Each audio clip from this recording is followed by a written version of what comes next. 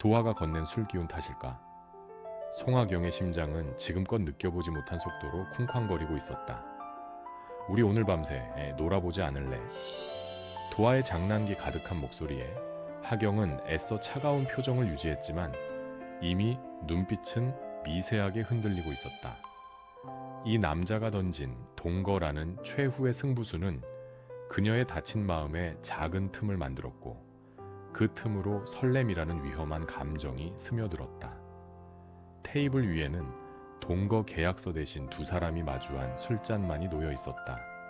지금 이 순간 하경은 자신이 평생 밀어내려 했던 가장 지긋지긋한 여름의 한가운데서 가장 황홀한 감정의 폭발을 경험하고 있었다.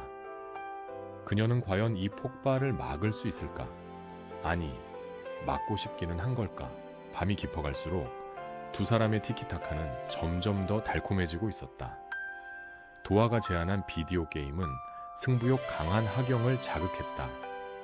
하경의 반칙에 도화가 이건 아니지 라며 버럭소리치자 하경은 그에게 온전히 집중하고 있는 자신을 발견했다. 미워하는 것조차 이젠 즐거운 놀이가 되어버린 아이러니한 상황이었다.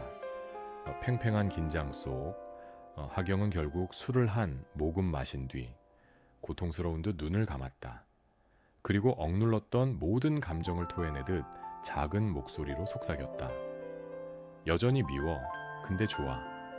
그 한마디에 도화는 모든 움직임을 멈췄다. 오랜 시간 그가 간절히 듣고 싶었던 말이었다.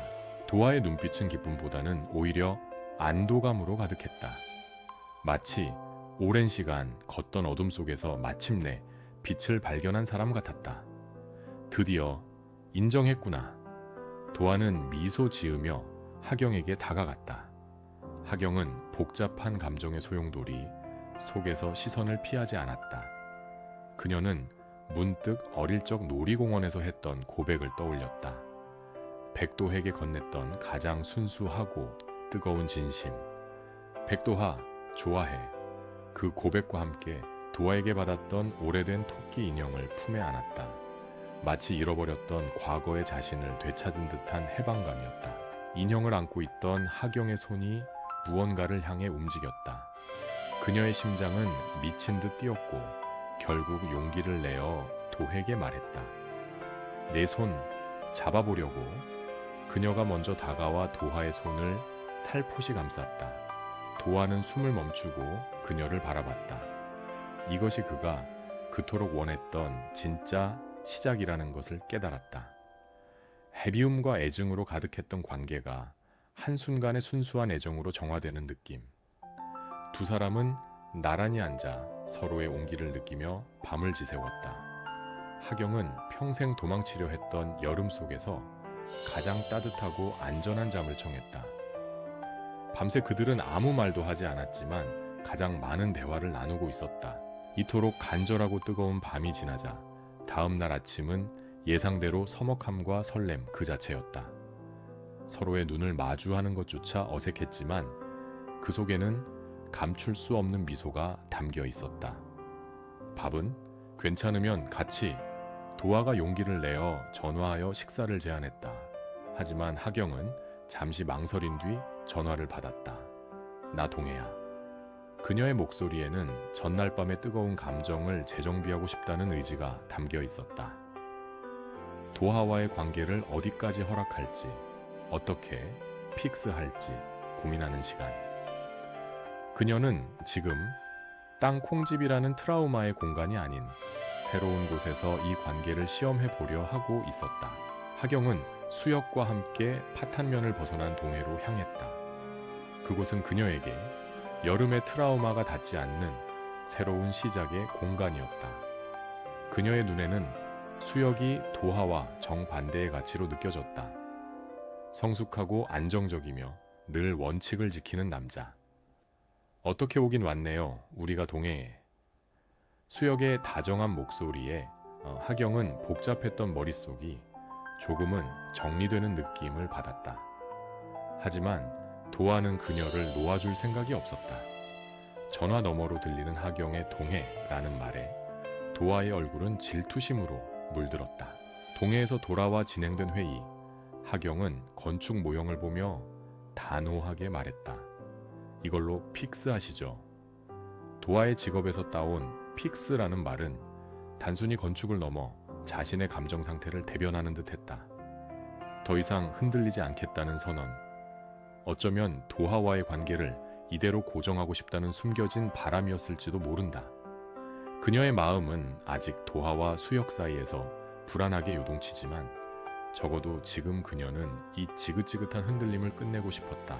하지만 하경이 애써 픽스하려던 관계는 다시 외부의 위협에 직면했다. 파탄고등학교 천문대 프로젝트가 시청 앞 시위와 여론 악화로 인해 갑작스럽게 공사 중단 위기에 놓인 것이다. 하경의 불안감은 극에 달했다. 혹시 내가 백도화와 사적으로 엮인 것 때문에 공적인 일까지 망치는 건 아닐까? 그녀는 원칙주의자였던 자신이 사적인 감정으로 인해 공적인 책임을 외면할까봐 두려웠다. 이 모든 혼란 속에서 전예은 과장은 단호하게 공사 중단을 명령했다. 공사 스톱해요. 하경은 격분했다. 아, 갑자기 이런 경우가 어디 있습니까? 그녀는 도화와의 관계에서 오는 죄책감을 애써 공적인 분노로 표출했다. 하지만 전 과장의 내가 스톱하래, 왜 그래? 라는 반문에 하경은 더욱 당황했다. 마치 이 모든 상황이 누구의 잘못도 아닌 거대한 운명처럼 느껴졌다.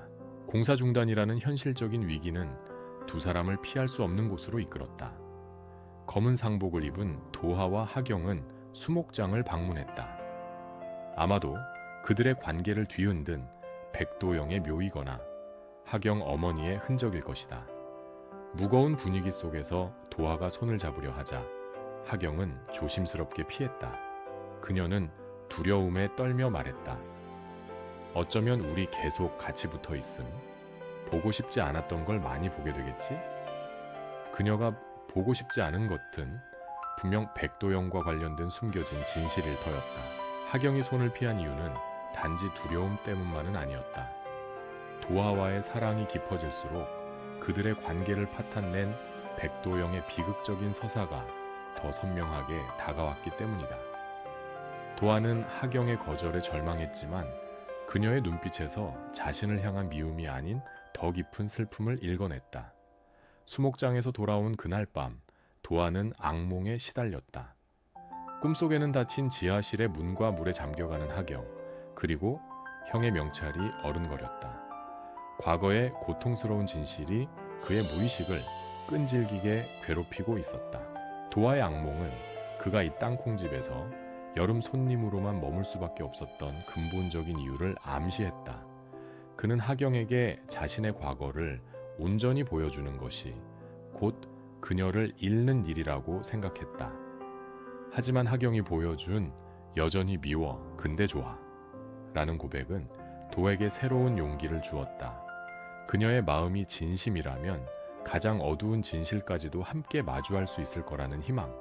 도하는 마침내 깨달았다. 이 관계를 진정으로 픽스하려면 현재의 감정뿐 아니라 과거의 족쇄까지 끊어내야 한다는 것을. 하경의 독백은 현재의 달콤한 로맨스 뒤에 숨겨진 비극적인 서사를 되짚었다. 여름에 숨겨둔 이야기는 앞으로 얼마나 더 남았을까? 그녀에게 여름은 백도화가 오는 계절이자 백도영을 잃은 계절이었다. 그 두 가지 사실이 한 남자에게서 반복될 때마다 하경은 무너졌다. 그녀는 이제 더 이상 도망치고 싶지 않았다. 아무리 아프더라도 남은 이야기를 모두 듣고 이 여름을 진짜 끝내고 싶었다. 도하는 파탄고 프로젝트의 중단을 보며 하경과 자신의 관계가 공적인 영역까지 혼란에 빠뜨리고 있음을 직시했다. 결국 모든 문제의 근원은 2년 전, 그리고 10년 전 그들 사이에 해결되지 못한 채 봉긴된 채로 남아있는 과거였다.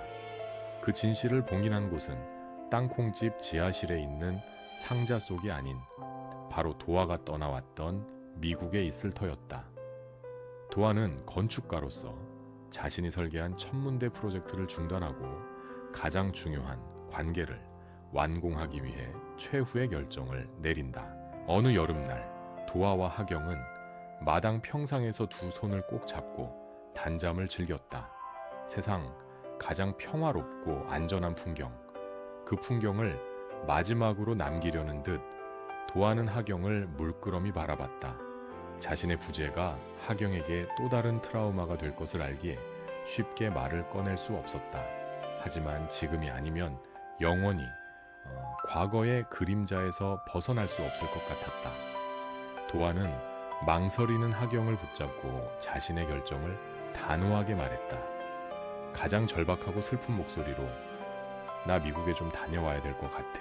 하경의 얼굴에는 당황함과 다시금 버려질지도 모른다 는 어린 시절의 불안감이 교차했다. 왜? 갑자기 왜 그래? 도화는 그녀에게 차마 백도영의 상처 때문이라고 말할 수 없었다. 대신 그는 자신의 눈빛으로 반드시 돌아오겠다는 약속을 전했다. 잠깐만, 아주 잠깐만 다녀올게. 우리 관계를 진짜 픽스하고 올게.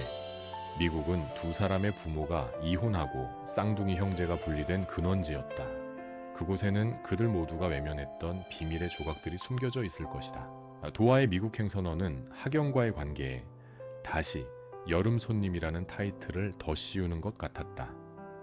하경은 그가 떠날 때마다 겪었던 상실의 감정을 기억한다. 하지만 도화의 눈빛은 달랐다.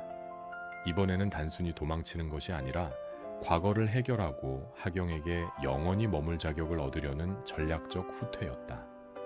돌아와서는 평생 너와 함께할 여름을 설계할 거야. 그의 절박한 목소리에 하경은 결국 고개를 끄덕였다. 수혁은 도화의 미국행 소식을 듣고 복잡한 표정을 지었다. 도화가 사라진다면 하경을 차지할 수 있는 절호의 기회가 될 터였다. 하지만 그는 자신의 변호사 사무실에서 하경에게 했던 조언을 떠올렸다. 잃어버린 그 기억을 찾아주세요. 그 기억을 따라가다 보면 하경 씨의 마음이 보이겠죠. 수혁은 도화가 떠나는 것이 하경의 마음을 찾는데 결정적인 열쇠가 될 수도 있음을 예감했다. 그는 도화를 막지 않았다. 정정당당하게 그녀의 진심을 기다리기로 한다. 하경은 도화가 떠난 뒤 혼자 땅콩집 마당의 평상에 앉았다. 마침내 혐관을 끝내고 사랑을 시작하려던 순간 다시 거센 바람이 불어왔다. 그녀는 도화에게 받은 인형을 안았다. 도화가 없는 여름은 상상할 수 없었다. 아니, 이젠 도화가 없는 삶이 더 지긋지긋한 여름이 될 것 같았다. 백도화, 내게 돌아와. 너와 나의 여름을 이번에는 끝내지 말아줘. 그녀의 눈빛은 간절했다. 모든 것이 해결된 뒤 도화와 함께 맞이할 완벽한 여름을 기다리며 도화의 미국행은 곧바로 파국을 예고했다. 그가 떠난 빈자리에 백도영의 과거사가 그림자처럼 드리웠다. 하경은 도화의 전화를 기다렸지만 들려온 소식은 예상 밖이었다. 미국에서 도화가 충격적인 진실을 발견했다는 내용이 담긴 한 통의 메시지지. 형의 상자 안에 숨겨진 하경의 사진과 함께 발견된 그날 밤의 녹음 파일. 도화가 진실을 마주하며 괴로워하는 순간 한국에 있는 하경에게 수혁이 다가와 뜻밖의 제안을 한다. 송하경 씨, 혹시 저와 함께 당신의 잃어버린 기억을 함께 찾아보시겠어요?